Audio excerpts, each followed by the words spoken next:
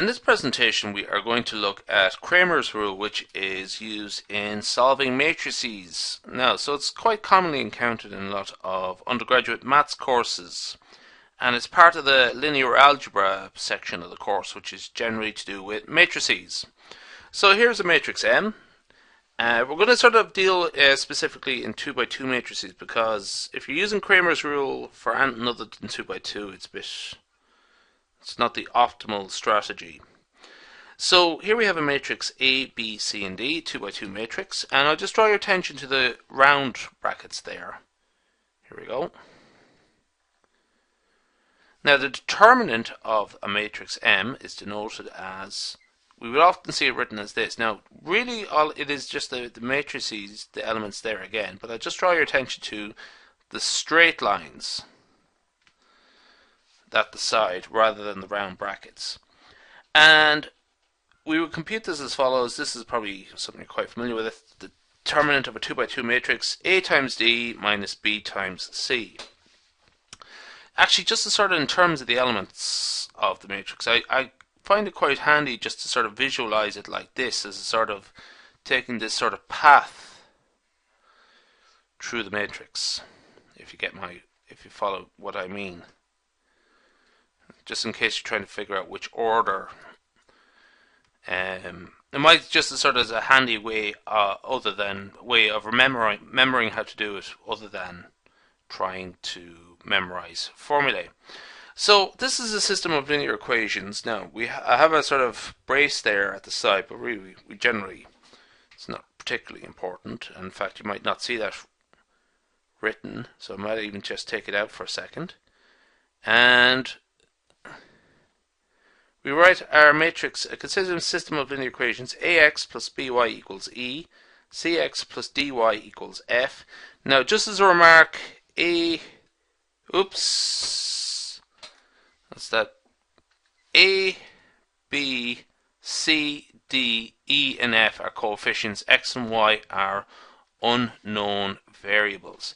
Now, if we can write this in matrix format as follows: A, B, C, D, the coefficients from this side of the equation, times a matrix containing x and y, and that's equal to EF.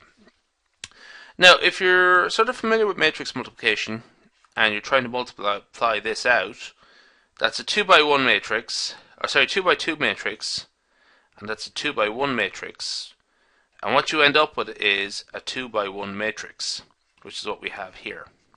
So it's just matrix multiplication in reverse. Okay. Now we're particularly interested in A, B, C there, and E and F. The idea of solving a system of linear equations is to find the values for x and y that solve the equation.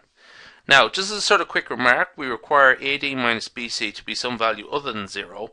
If the value is 0, if the determinant is 0 essentially, we have a divide by 0 problem, and we can't go any further.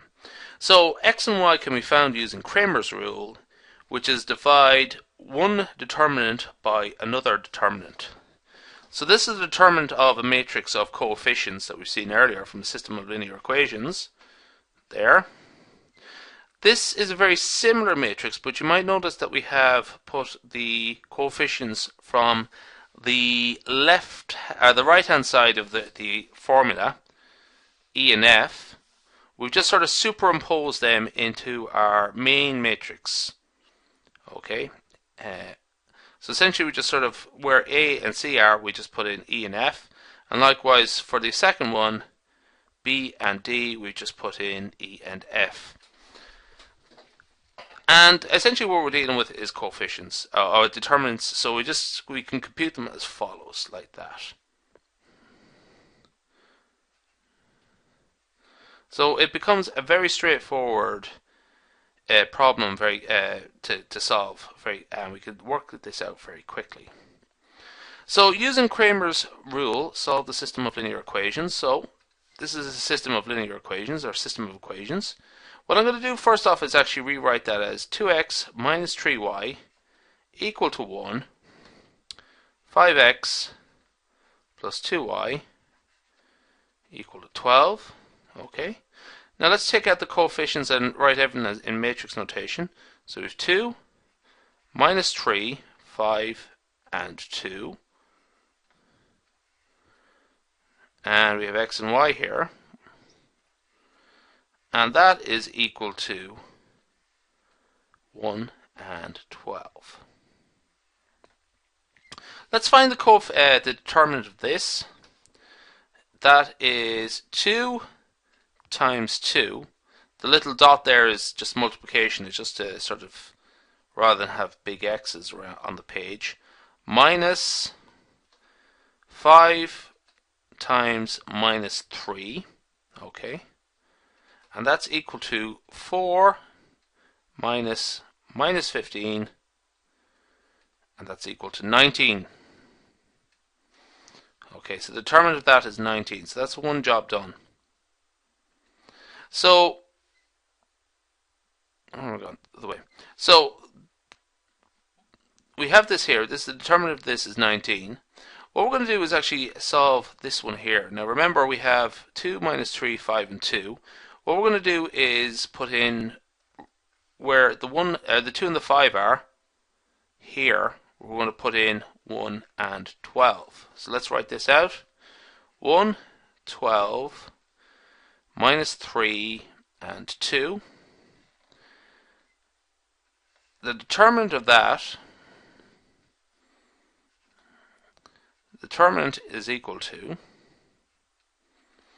1 times 2 minus 12 times minus 3, and again the little dot there is just to sort of reduce the amount of, it's just to sort of simplify what I'm looking at. So that's 2 minus 36, that's equal to 38. So I have 38 divided by 19. That means that x is equal to 2. So that's the answer to the first part. We'll check that out later on, but x is equal to 2. We're going to do something similar here now for compute y. So here we have minus 3 and 2. And what we're going to do is replace it with 1 and 12. So what we have here is 2 and 5, that's the left hand side, 1 and 12, that's the right hand side, and we're going to get the determinant of that, so let's use the proper determinant notation. So that's equal to 2 times 12, which is 24, minus 5 times 1, so that's 24 minus 5,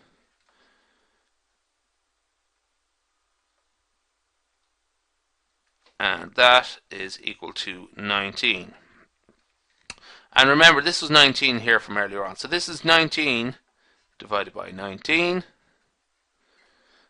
and that's equal to 1. So y is equal to 1.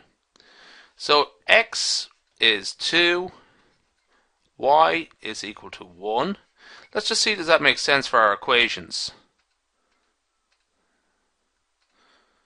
There we go. So 2 times 2 minus 3 times 1. That's 4 minus 3, that's equal to 1. Okay, that looks good.